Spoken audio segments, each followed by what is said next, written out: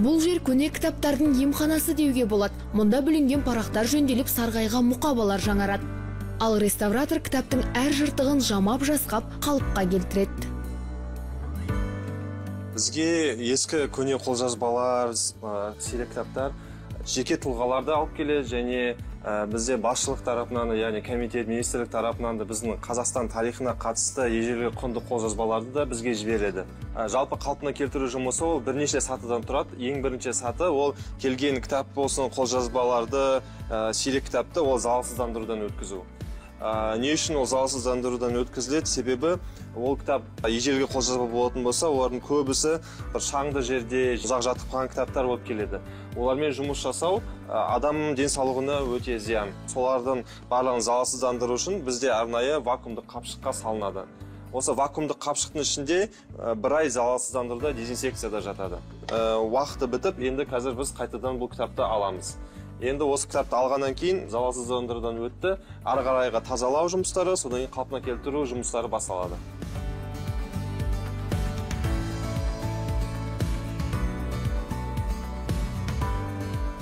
Мұнда кітаптар әртүрлі жағдайда тапсырылады. Бірі балшықпен араласып қатып қалса, енді бірінің беттері жабысқан. Ондай кітаптарды механикалық былай ашу ол мүмкін емес. Оны ашқанның өзінде кітапқа өте көп зиян тигізу алуы мүмкін. Сол үшін мынау арнайы вакуумның ішіне салып, осының ішінде кітап біршама уақыт жатады. Мұнда арнайы бу жіберіледі, кітап парақтары, беттері, былайша айтқанда жібиді. Бұл жерден құралған кітаптардың бірі меніңше мұнда тұр, иә? Мынандай әлі шашылған беттегі түрі, содан кейін реставрация жасалынғаннан кейінгі түрі. Мына жердегі бөліктердің кішкентайлығы енді миллиметрге жете ме, жетпей ме білмеймін. Осының бәрін біртіндеп жапсырып шықтыңыздар, иә? Иә, бұл екі парақты қалпына келтіру 4 күнді алды.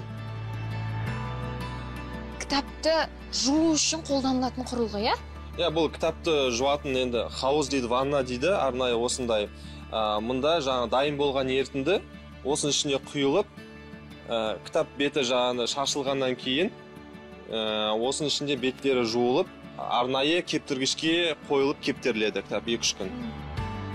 Дайындық жұмыстары осымен тәмам. Кітапты емдеу енді басталады. Біз қазір енді жалпы реставрация жұмысының ең күрделі бөлігіне келіп жеттік. Ең көп уақыт алатын, ең көп зейінді талап ететін осы процесс болып табылады. Яғни кітап парақтарын өсіру. Мұнда көрініп тұр ғой, иә, осындай жыртылған, кесілген бөліктерін арнайы мынандай маталармен толықтырасыздар демек. Бұл арнайы реставрация қолданылатын жапон қағазы. Оны аты айтып тұрғандай, Жапонияда ғана жасалынатын, арнайы ағаштың тамырынан жасалынатын қағаз. Және бұны реставрация жұмысы барысында бұны ешқашан пышақпен немесе қайшымен кесуге болмайды. Себебі бұның өзінің негізі артықшылығы жаңа ұзын талшықтарында, сол өзінің талшықтары арқасында кітап парағына бұл қатты жабысады. Бөлек парақ емес, сол кітап парағының жалғасы сияқты болып жабысып кетеді. Бұны өте мұқияттылықты қажет етеді.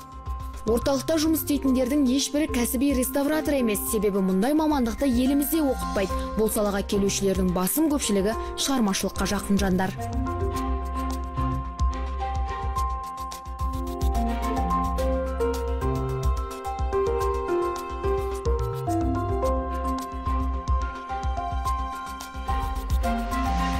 Жансерік мырза қазір жұмысын аяқтады. Бұны сақтау үшін бізге қанша уақыт керек?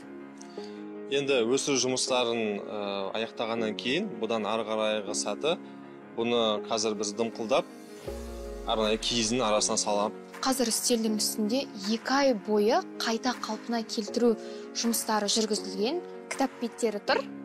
Енді қазір Жансерік мырза, сіз де мен де ұзақ күткен жұмыс барысы мұқабаға тіккелі отырмыз. Ал, оны қалай жүзеге асырамыз?